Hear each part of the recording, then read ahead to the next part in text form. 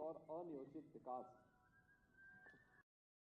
आज संपूर्ण मानवता के सामने एक नया संकट खड़ा कर चुका है।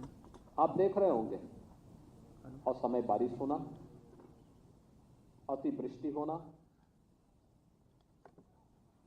ओलावृष्टि होना, एक ही समय में एक ही क्षेत्र में अलग अलग पार्ट में एक जगह सूखा पड़ा है, एक जगह बाढ़ आई है, कहीं पर अतिवृष्टि हो जा रही है और कहीं पर लोग एक बूंद जल के लिए तरस जाते हैं। दोनों नुकसानदायी है, अति सर्वथा वर्जित। और ये चीज आज हम सब जलवायु परिवर्तन के दुष्परिणामों के भुक्तभोगी हैं। आज 688 ये नवनियुक्त वन रक्षक और वन्य जीव रक्षक अगर ईमानदारी के साथ अपना कार्य करेंगे तो जलवायु परिवर्तन के दुष्प्रभाव को कम करने में एक बड़ी भूमिका का निर्वहन कर सकते हैं। और इस दृष्टि से आज आपको यहां पर नियुक्ति पत्र वितरण के इस कार्यक्रम के साथ जोड़ा गया है। आप सब जानते हैं कि नियुक्ति की प्रक्रिया संपन्न होने के बाद, यानी विभाग जब अधीनस्थ सेवा चयन आयोग या विभागीय परीक्षा के बाद या जो भी बोर्ड और कमीशन के द्वारा परीक्षा होती है उसके बाद भी जब फाइनल नियुक्ति पत्र मिलने में लगभग 1 वर्ष लग जाता था, लेकिन बिना किसी उसके लिए लेट किए बगैर आपको 6 महीने से 1 वर्ष पहले यह नियुक्ति पत्र प्राप्त हो रहा है। एक विश्वास के साथ, एक नई प्रतिबद्धता के साथ कि अगर सरकार ने आपको 6 महीने या 1 वर्ष पहले यह नियुक्ति पत्र प्रदान किया है, भर्ती की प्रक्रिया से लेकर के नियुक्ति पत्र वितरण की पूरी प्रक्रिया में कहीं भी आपको सिफारिश कराने की आवश्यकता नहीं पड़ी, कहीं भी कोई लेन देन की नौबत नहीं आई, किसी भी स्तर पर आपको नहीं लगा होगा कि कुछ लोग प्रभावित करके परीक्षा में अनुचित साधन का प्रयोग करते हुए इस परीक्षा को प्रभावित कर सकते हैं। तो सरकार भी आपसे इसी अपेक्षा के साथ कार्य करने की उम्मीद करती है। यही अपेक्षा है। लगातार पिछले 7 वर्ष के अंदर, 7-7.5 वर्ष के अंदर सरकार ने कुछ कार्यक्रम आगे बढ़ाए। जैसे आपको बताया गया कि आज हमारे सामने जलवायु परिवर्तन के सामने जो सबसे बड़ी चैलेंज है वो घटते हुए जंगलों का है, वनाच्छादन का है। हमारे सामने जो चैलेंज है वह जलवायु परिवर्तन के लिए अनियंत्रित और अवैज्ञानिक अनियोजित विकास भी है।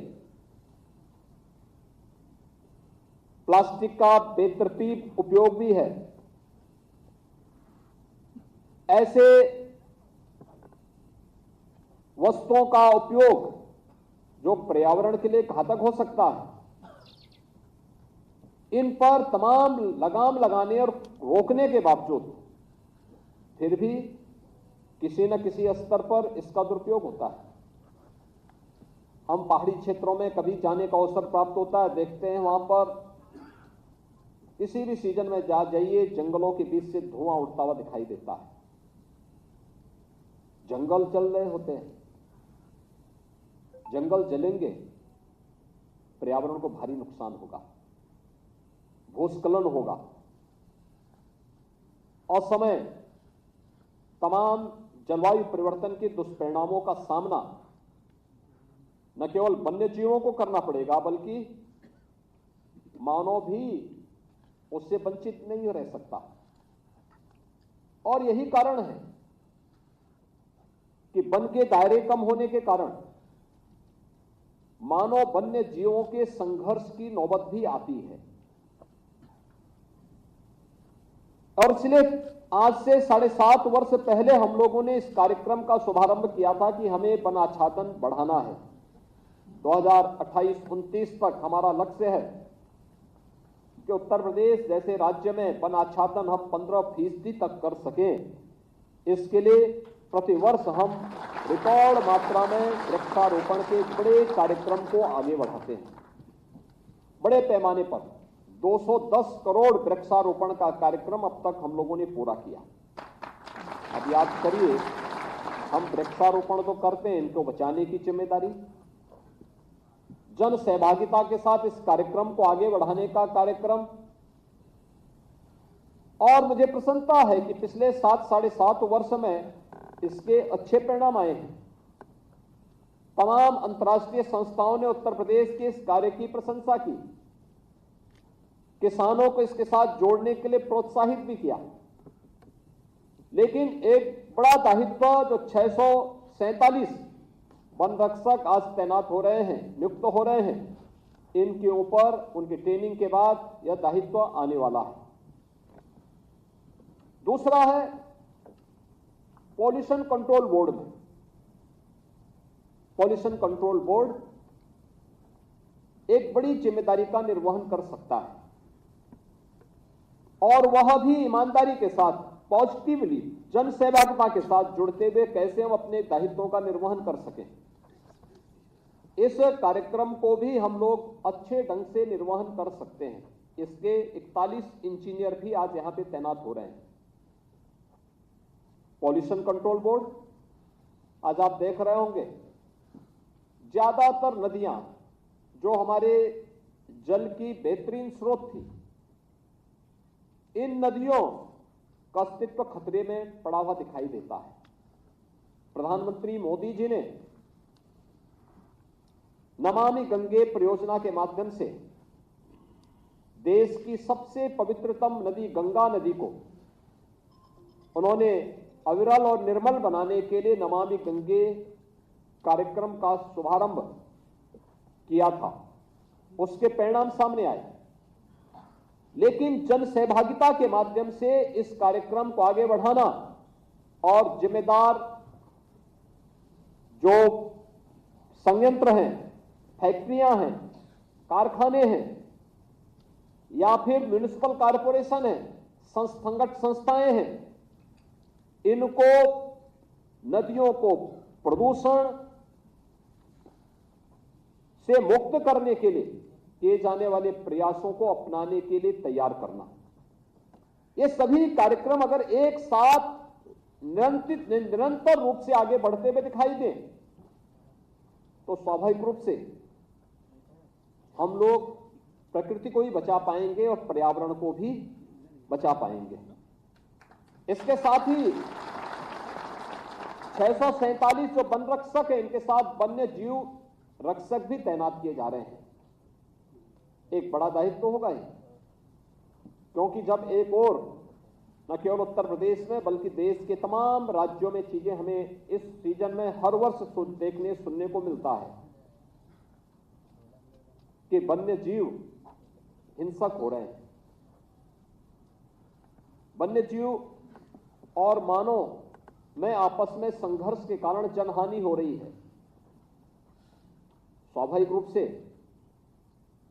हम सब के लिए तात्कालिक रूप से चिंता का विषय बनता है, क्योंकि एक भी व्यक्ति की जनहानि एक परिवार की जनहानि होती है, समाज की जनहानि होती है।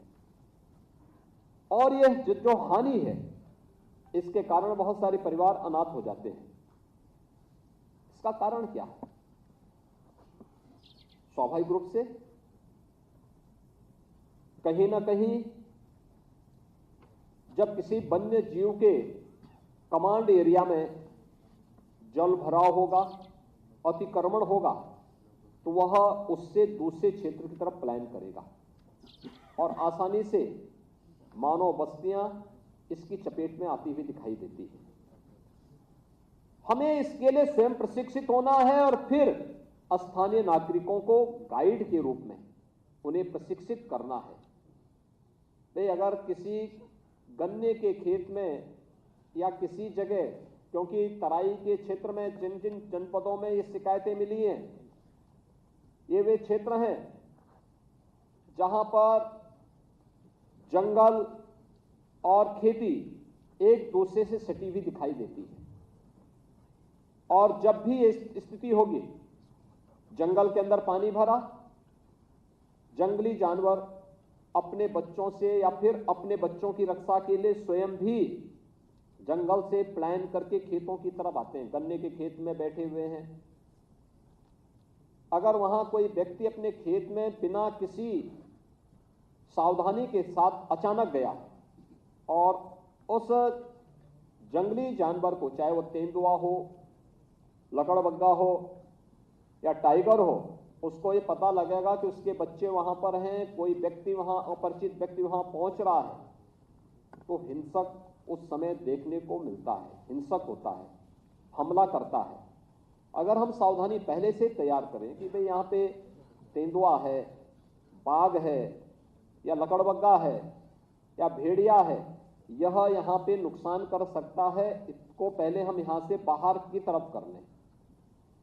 इलेक्ट्रिक और सोलर फेंसिंग उन बॉर्डर वाले सीमावर्ती क्षेत्रों में हम कर लें जो खेत और जंगल को पूरी तरह अलग अलग करते हुए, विभाजित करते हुए। तो इलेक्ट्रिक जो हल्के शॉक लगेंगे, उसके कारण जंगली जानवर स्वयं ही इधर नहीं आएगा, उससे दूरी बनाएगा। और वह दूरी बनाएगा स्वाभाविक रूप से खेत में कार्य करने वाले खेतिहर किसान हो, श्रमिक हो या उनके अन्य रक्षक, वे सभी सुरक्षित रहेंगे। लेकिन इसके लिए हमें स्वयं भी पहले जागरूक होना पड़ेगा, प्रशिक्षित होना पड़ेगा, फिर स्थानीय नागरिकों को गाइड के रूप में हम उसके लिए तैयार करें। वन विभाग को हम लोगों ने इसके लिए धनराशि भी दी है और मैं फिर कहूंगा कि प्राथमिकता के आधार पर उन क्षेत्रों में हम फेंसिंग, इलेक्ट्रिक और सोलर फेंसिंग करें जो जंगली जानवरों को नुकसान तो न पहुंचाएं, लेकिन उनके मन में एक भय जरूर आए, इलेक्ट्रिक शॉक हल्का सा लगेगा और पीछे भागेंगे, फिर इधर आने का साहस नहीं कर पाएंगे। हमें इसको प्राथमिकता के आधार पर आगे बढ़ाना चाहिए, जिससे जनहानि को हम रोक सकें और ग्रामीणों में, गांव के लोगों में, आम जनमानस में जो आक्रोश मानव वन्य जीव संघर्ष के कारण पैदा होता है, इस संघर्ष से हम बचा सकें। और मुझे लगता है कि बहुत आसान कार्य है, एक प्रशिक्षण, इसमें उचित प्रशिक्षण हो। कोई जानवर अचानक हमला नहीं करेगा, हिंसक से हिंसक जानवर होगा, वह अचानक किसी मनुष्य पे हमला नहीं करता। लेकिन हां, अपनी रक्षा के लिए जब उसके सामने कोई उपाय नहीं होता तो हिंसक होता है। और हिंसक तभी वह होता है जब एक दूसरे की सीमाओं का अतिक्रमण करते हुए दिखाई देता है। क्योंकि उसका कमांड एरिया में टाइगर आ गया तो स्वाभाविक रूप से तेंदुआ नीचे आएगा। टाइगर अगर भेड़िया के कमांड एरिया में आ गए तो भेड़िया वहां से नीचे आएगा और नीचे आएगा, मानव बस्ती के नजदीक आएगा।